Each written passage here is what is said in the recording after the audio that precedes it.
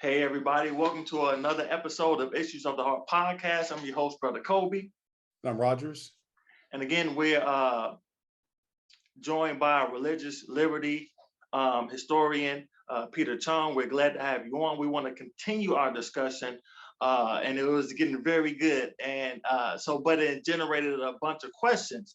And so one of the things we want to get into is when you think about because we're talking about the founding fathers and the founding of this nation with the principles therein, one of the things that's always kind of been said, and even Revelation 13 gives an indication of it, is the fact that this is a Christian nation.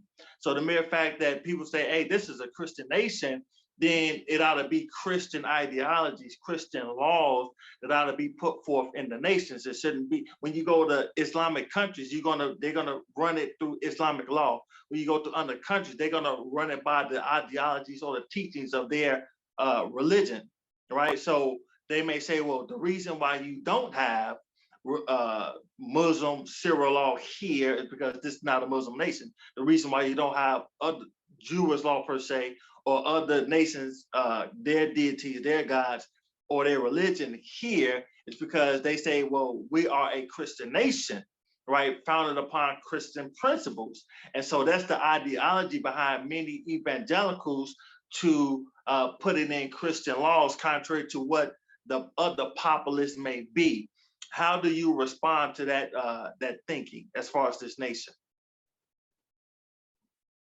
I think the pattern that I see with many people that want to use the government to impose Christian ideas or Christian morality upon the populace is go out and give a Bible study. Start doing evangelism. Start talking to people and being nice to them and ministering to their needs. I mean, for example, this whole issue about abortion and all of this, I don't see it, but why not go and minister to the single mother? Why not do Bible studies for young people about a better way of life, that God could promise you a better way, which is marriage, rather than resorting to intimacy before marriage? Why not do outreach in a personal level rather than trying to impose the government? So I think, and I would appeal to people, Christians, that God has power. His word has power. And when the law is written in your minds and your heart, when you love something, you're going to do it. When you're like forced to do it, the natural inclination is to rebel. And so we need to give the people a choice, and we need to resort to what God has called us to do, which is to preach. Now, in the New Testament, New Covenant dispensation, there is no physical nation that represents the church. Church and state are separate because God's commission is to preach the gospel to the entire world, every nation, kindred, tongue, and people.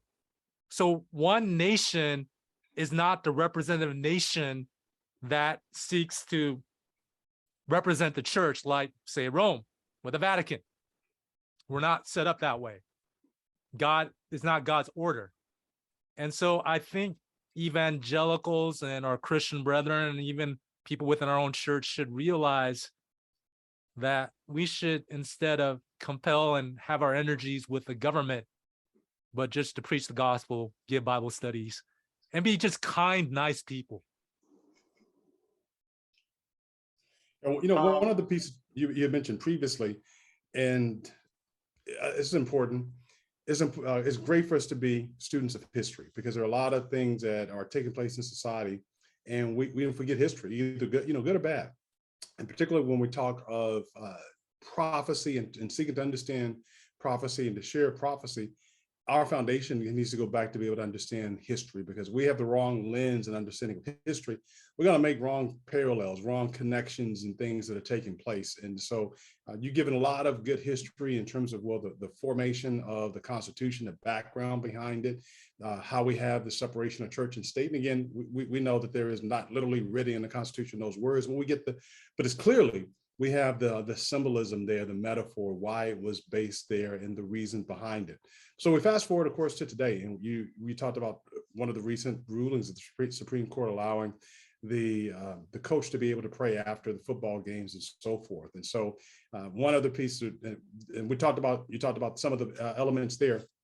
We have not talked about Roe versus Wade. I think you're probably about to go there and to maybe ask some questions. So we certainly can open up that box and see, because there are a lot of people who look and see every event that takes place as, again, no matter how the magnitude of it, whether small, large, as, okay, well, hey, this is it. This is like a momentous situation or event.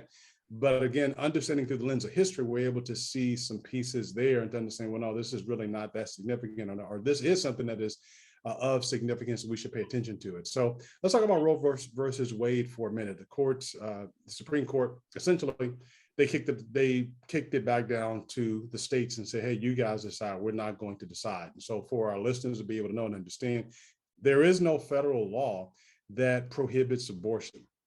There's no federal law that allows abortion and so forth. Essentially, Roe v. Wade just said that states can't hinder abortion. They broke it up into 3 components based off of the trimesters and so forth, and the weeks, et cetera. And those are the things that have been under discussion. And so the court has just said, listen, we're not going to try to resolve this on a federal level to figure it out. You guys figure it out on the state level. And so in some states that they will allow abortion, and there are different parameters and reasons and so forth. There's some states that won't allow it, period. There's some states that will allow it based off of cases of rape and incest, and some that, it doesn't matter how the child was conceived, you will not have an abortion, et cetera. So some look at that and say, well, hey, this is like a religious setup. And in the background, of course, being that is used, and justification being is that the courts, because each person, obviously, there are different religious preferences and so forth. And right now the Supreme Court is majority Catholic. And the Catholic view, of course, of conception is that any type of artificial conception is wrong. So they don't believe in birth control. You don't believe in condoms. You don't believe in anything with coitus interruptus or withdrawal. You don't believe in any of that stuff. Is if you can have a kid, then that kid is the opportunity to be pregnant. That's a gift, basically, of God. So, and it's the basis of it is going back to Genesis, where Onan was slain before God for spilling his seed. And so the idea that is brought into that is that, see, God punished him because he didn't want to have a child and so forth and so on. So when you look at of what some pundits put out, and even some people within religious circles in the church as well, that, hey, this is a major shift in terms of slight on religious freedom, or a change to religious freedom. What is your thought on that? I'm conflicted with Roe versus Wade because, first off, I'm definitely against abortion on demand, which is if a couple irresponsibly conceives a child outside the context of marriage. However, I also am concerned with some of the talk from Supreme Court justices on the reasoning behind it. For example, Justice Clarence Thomas, who said that we need to revisit issues of contraception, which you mentioned, Pastor Blue. It's looking like a slippery slope where this ruling is going to expand to other things that we don't quite anticipate would affect. And so birth control is a very theologically important tenet with the Catholic Church. And the fact that a Supreme Court justice is saying that we should revisit that shows that this ruling has some implications. And if that's going to be dealt with, how much more is it going to be expanded? All right. Well, first of all, let me say, Pastor Billy, you're taking my job. I had one job and you're taking it from me. But yeah, so you hit on some of the things I was going to get into and ask. But one of the other things, just those issues aside, we'll probably get back to it, but you kind of brought it up. One of the issues that we as a church have when we start looking at the government, and I want to get your insights on this, people start looking at the government, and one of the things, even with the Roe v. Wade situation, was they say, well, the majority of the Supreme Court was Catholics, right? And so that becomes a problem for many people. this balance of Protestant versus Catholic or other religion and the government, and what their role will be in shaping the laws of the nations in fulfilling prophecy. So as you see it, when you look at our government, and when you look at, you know, the scale between Protestants, Catholics, or other, you know, do you think that that will play a role in leading us to these issues that people so fear or looking forward to? So my understanding of Great Controversy, page 442 on to 598, 606, during that range of pages, one thing that we kind of ignore is that the image of the beast will be through popular demand from the electorate, from the people. So all these pieces are set up in the higher echelons, but in order for the final piece of the puzzle to happen for the image of the beast, you must have popular support. So yes, this mechanism's there in the upper echelons, so to speak, but you need to have a cry from the people. And our system of government is set up where politicians want to remain in power. And how do they remain in power? Through the votes of the people. And to appease to the votes of the people, if people want a popular demand for a Sunday law, that's when it's going to happen. And so that's a component that we need to understand, that it's coming from it'll come from the electorate, from the voters. And we see it in the upper echelon, but we need to see it from the voters as well. And that's the final piece that we need to be vigilant about. Well, I'm glad you said that. Can I jump in? Since you don't want to be the moderator? I love to hear Pastor Blue. I just like to hear him speak. Okay. Go ahead. All right. Yeah. Thank you, Mr. Moderator. One thing that we have to keep in mind is, again, where will the push for the changes of the laws take place, particularly as we talk about Revelation 13, the impact of Sunday sacredness? How will that come about? We got to drive that down deep in. The people, the public is going to say, this is what we want. This is not an idea that is like hooked up in the back room by a few people and so forth, and they're like, forcing it down people's throat. It's just quite the opposite. It is the public saying, we want this. I mean, just kind of visualize. I'm not saying to the same extent, because I don't know. I'm not saying to the same extent like you saw the January 6th. Okay, when you saw the rioters out there, it's like, hey, we want Trump. I just want to use that as a visual image in respect of how this is going to go. The public is going to say, this is what we want. We want this. It's not going to be some Supreme Court justices in the back that's haranguing back and forth. It's not going to be politicians and so forth trying to figure it out. It is the public that is going to make the demand, and to secure the patronage of the constituents. The political leaders will go along with that demand. So we need to get past the notion that, okay, well, it's a few people, it's the back room that's pulling all the strings and they're going to force it down. It's the global elites that are going to demand this and so forth. No, it's the rank and file, the common person that's going to say, this is what we want. Let's get it done. And the people their demand will be met. Secondly, when we talk about the majority, yes, we understand from a historical perspective and certainly even current perspective of what religious teachings are and how they line up with the church. We understand that the Roman Catholic position is quite different when we talk about the separation of church and state. We know that based upon history, and we understand that. We also have to look through a different lens, if you please, and understand that by and large, there are it's a vast majority of Roman Catholics that are in political power and that are in the in Supreme Court and so forth. In fact, let's put it this way: there's 6 persons who are Roman Catholic on the Supreme Court right now. When Roe v. Wade came down, it was a 5-4 vote. Okay, and again, to be able to get laws passed or so forth, even overturned as a relation of the Supreme Court, standing in relation to Supreme Court, Congress is a different number, but it's just 5-4, simple majority. Okay, so if you have 5-4, what does that tell you? That means that was a heavily divided issue that basically could go either way. So to walk away from the aspect of saying, okay, well, hey, this is like, a clear majority. If it's 7-2, that's like one thing. 8-1 is one thing. 9-0 or something. Putting it in sports terminology is like, okay, you win the game 97-98.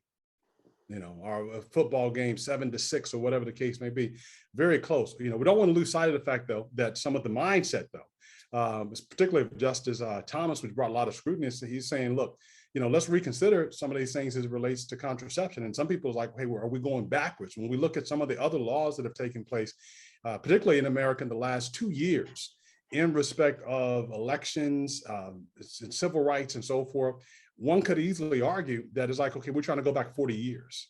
Those we could argue that in terms of women's rights, like from 40 years going back, to some of the decision with Roe v. Wade. We could also argue in some of the restrictions and some of the limitations that are placed on in elections. And by, just to be clear, so I don't want anybody trying to read in between. I don't need that. I'll be pretty forthright in what I'm saying.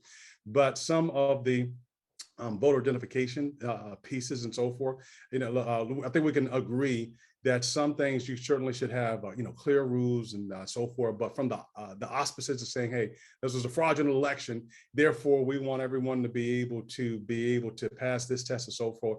Those are things that go back to Jim Crow when we do that. Now, if it's a basic thing of being able to identify that, hey, you should be able to vote, hey, no problem at all. I mean, you show identification to be able to go to the store, right? Use your Visa card. You can show it for other things to drive. So no issues there. But there's the idea that just because a person is of religious faith, this is what they are going to do. They're going to follow this. And everybody, regardless of whoever, watching, people who are in your church who, they identify with your church, even though they may not subscribe to the tenets of your church. It's like they stepped foot in church in 20 years and you say, well, hey, what are you? Oh, I'm this, I'm that, so forth.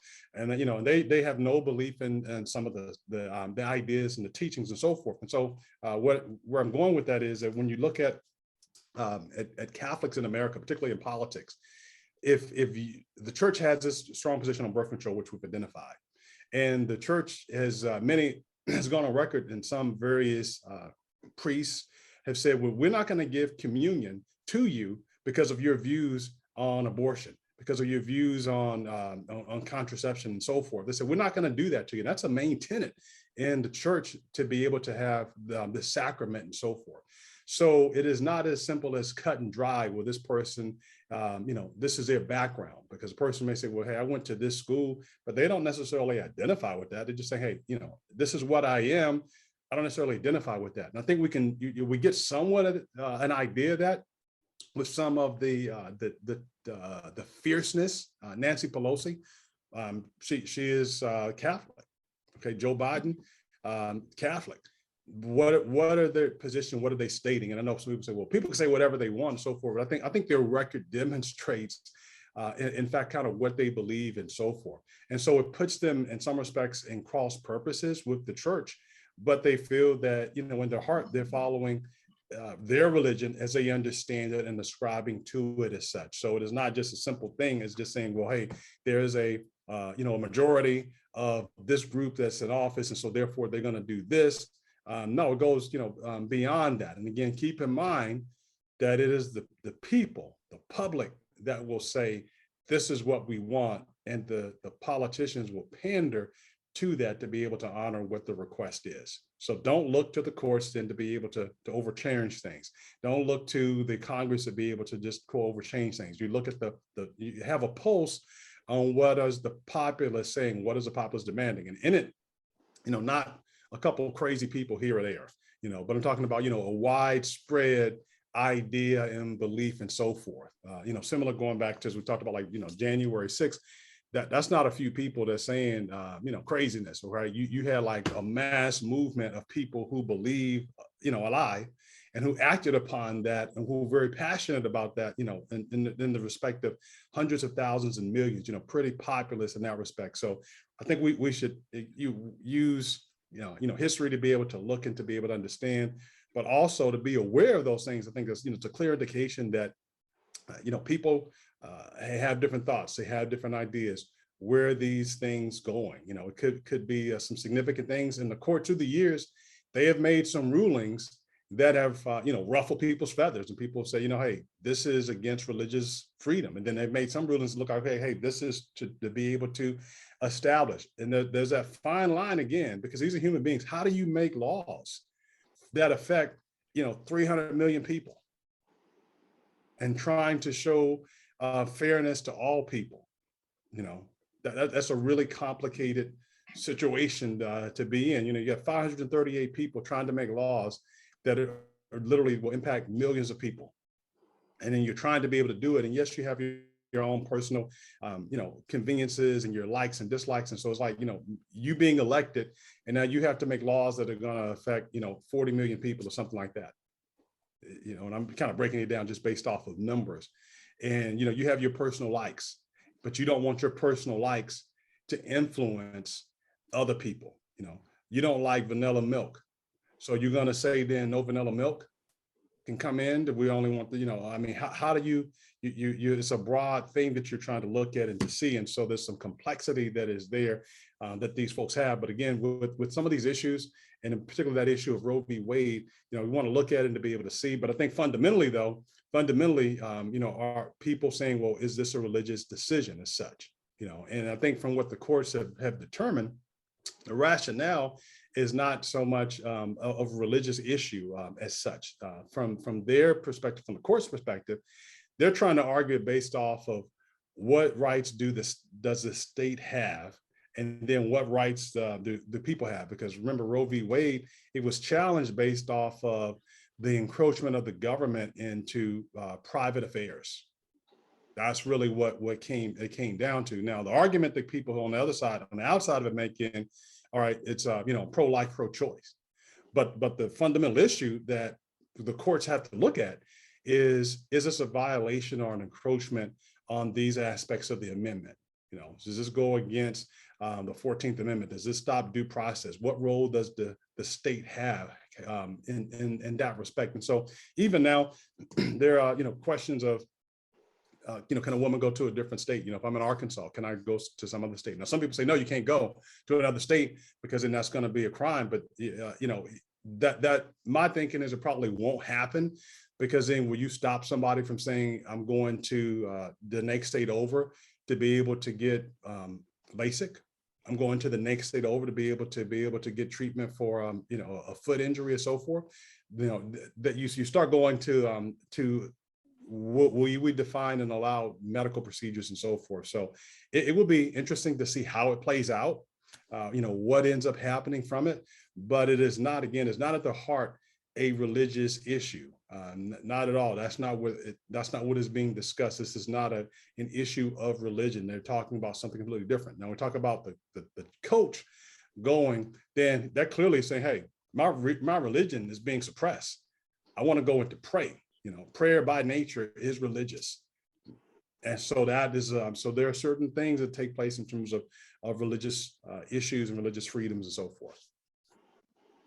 I was glad that we're able to get out these issues, because people look at, well, these many people in the government are this religious group, or the person that just got voted into office is this religious group. And so therefore it's going to bring about these things. Now, I've been stressing for over a decade, there's not the people in these positions that are going to make these laws, because even when you look at Roe v. Wade, it was the backing and the clamoring of the people that pushed them to make this decision. And that's how, the mark of the beast issue is going to come about. It won't be people in these governmental positions leading out. It will be them giving into the pressure of the people. That's the pulse that you need to be paying attention to. What's the mindset of the common person? And even the religious aspect of the churches, what are they pushing and stemming to? Now, just for time's sake, I have one more question. It's with all of these things taking place, do we see anything happening governmentally that you can see is stepping stones or leading to the fulfillment of Revelation 13? Is there anything that we can look at that we can say, oh, this right here could be something to pay attention to, or this right here is leading the way to this? I think the mechanism has always been there throughout American history. Nothing new under the sun. I know people were freaking out about the vaccine mandates and the COVID restrictions, but quite honestly, if you look at history in World War II, it was a lot worse. You had the government actually dictating what was being bought and sold in the stores. how much, when you could buy food and rubber and essential materials, what days, because all of that was rationed to the military. You had 120,000 American citizens in internment camps. American citizens, because they were of a race that shared the nationality of the nation that the United States was fighting against. And so this whole talk about COVID restrictions being a stepping stone, I think that it's already been there. The mechanisms have already been there for a long time. So there's nothing new to freak out about. It's always been going on. As far as religious liberty issues with the vaccine, in a sense, I'm conflicted with it. In one hand, I recognize there are portions within our church that believe, because they believe in the health message, that they believe that we should not be vaccinated. They are against all vaccinations because they believe that the body is the temple of God. That's one aspect. I understand that, and I respect that. But another thing is this is where two conflicting ideas or two conflicting rights are coming in. You have the rights of those people that believe that, but also the government has the right to maintain public health. They have that power, and to maintain order in crisis situations.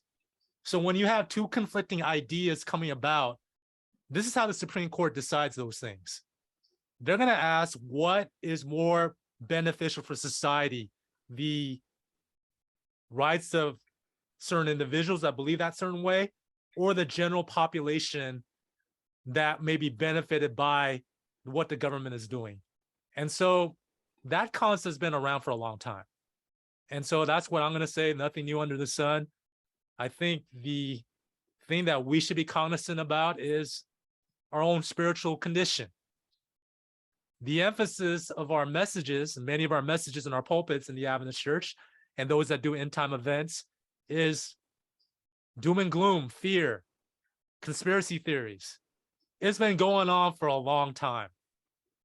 And quite frankly, I'm cynical because I've seen it, and I've been in those circles at one time. We always have to recalibrate every year. This is going to bring the Sunday law, and it doesn't happen. Every year, something happens and we freak out. Oftentimes I'm like cynical thinking, you just want views on YouTube. Is that right? You make that content? But what we really need to really emphasize in order for these pieces to come together is our church preaching the right message? Are we preaching Christ and his righteousness? Are we preaching that Jesus is forgiving and also forgetting our sins, that the blotting out of sin in the heavenly sanctuary is connected to Jesus forgiving our sins and then blotting out the record of our sins? Are we focusing on the 1888 message? I don't think very many ministries are. And until we as a people do that, those that profess the message, we're going to be in this treadmill. We're going to be like the children of Israel walking in the wilderness for another 40 years. And that to me is very discouraging. And that to me is very depressing. So my appeal is that let's emphasize the right message. Christ and his righteousness. Jesus is accepting pardon and forgiveness. And through that pardon and forgiveness is seeking to give us power to have victory over sin. Amen. Blue? We don't have time. We don't have time. You moderate. Please let us get out of time. Yeah, I will say this. You brought up a lot of history, and again, that's the thing I'm finding more and more the importance of going back and reading history, because a lot of things that we hear, we go off of it because it sounds good, and the person says it with they're passionate. They say it with authority. It's like, all right, yeah, it sounds true, and they use logic. And that has, that's not a mechanism to be able to look at. You can go back in history and say, hey, wait a minute, this isn't the case, or they're wrong.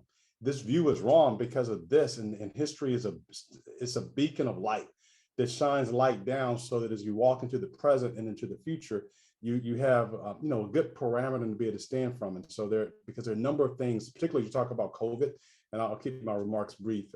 But with it, a lot of people, I know one of the things that first started out is the word unprecedented was being used repeatedly. This is unprecedented. This is unprecedented, unprecedented. And it worked its way into my vocabulary. And I said, hold on, let me go look and research. And I started looking at stuff like, this is not unprecedented. It's new for us because you haven't been alive for 100 years. But it's, and not COVID per se, COVID-19 or COVID-2, the COVID-2, but you've had similar situations. And that's the thing we learn about history, is that you have the principles of it. And those lessons are the things that you can learn from, they will carry over to the future. So maybe the name of the disease is different, but you start looking back in history and you start seeing, typhoid fever, you start seeing the bubonic plague and so forth. I mean, it just decimated populations, just, went in and, it was like millions of people dead and so forth. And you start seeing all these different things, you come with a different understanding. You talked about in the history, some things that were done in this country, not only the intermittent caps and the rationing of products and services, but even talk about vaccinations. I read an article from the courts that had been challenged. And so I have to pull it up. I think it's in the state of New York that basically the government said, well, hey, the state can force you to get a vaccine. Okay, and this is so, and based on certain circumstances, you talked about public safety and so forth. So it's not just like a willy-nilly, we're just going to make people do whatever, but under extenuating circumstances and so forth. But it helps. It helps to be able to have an understanding of history, because it helps us to not be afraid and fearful, as you alluded to, because you can look and to see, all right, these are things that have transpired before. And then the greatest confidence, of course, though, comes from using that or having a knowledge and a relationship and a trust in God, that, all right, I know that God's going to be with me because I've seen his leading in the past. I know that even though I may not have gone through this particular situation, I've seen how he has guided and has led in similar situations. So I'm just going to trust him through it. So when we look at this, it is nice to be able to see, very refreshing. So from our understanding, then, of course, there's no pending legislation, because there's a lot of people say, well, hey, it's right there, it's about to pass, this is, and so forth. And, that's not the case as such. The other piece that I'll take away is a lot of people say, well, hey, these are like little miniatures. Some use the word, these are like juniors. So these are just like set up trial runs and so forth. And that's not the idea. That's not the idea. In many instances, we look at, you have fallible people that are trying to do their best, and you look at it, and really it's like, you damned if you do, damned if you don't. If they say, we want quarantines because we're trying to promote safety, you're gonna have people who are mad. You can't tell me what to do. I'm gonna go out anyway. And if they say we don't want public safety, go ahead, and you have hundreds of thousands and millions of people dying, then people are like, why do you do something about it? You should have said something. So again, it's a tough situation. But from knowing history, knowing secular history, and then even Bible history, but going back in Bible history, start looking and saying, hey, wait a minute. The Bible said if you're sick and you have this communicable disease called leprosy, that you put a mask over your face and shout out unclean and go quarantine yourself, go get checked out and see what's going on. You start seeing these different things. And so history helps to set a good framework. And I think we need to be students of history. History is students of the word, and that will certainly help us. And above all, just seek to be drawn close to God. And as you mentioned, as you look at Christ, you don't need to live in fearfulness. The joy of what the scriptures talk about is the second coming of Jesus. That is really the epitome of what the hope is that believers have. It is not what is the next event to be marked off, i.e., and some people look and say, well, hey, we look, our next thing that we really want to see, anticipate, is the fortune of the mark of the beast. The believer is looking, beyond. I'm looking forward to being able to see Christ. I know that there are going to be some things that come in between, but I want to see him, and I want to be ready, and I also want some others to be ready as well. So a lot of good stuff, and used up all our time, unfortunately. He gonna say we don't got time, then he go for another 10 minutes. Well, you're the moderator, so I'm just, I'm being reminded of the time. Maybe we can get one more in. Yeah, well, we would like to thank our guest for joining us, for giving us his time. We thank you again, Peter, for coming out and joining us, and the lessons that you were able to share from history and giving us a foundation in religious liberty. So hope truly those who were blessed, who watched, but we're out of time, as we've said, but we want you to remember the true proverb, to keep your heart with all diligence, for out of it are the issues of life.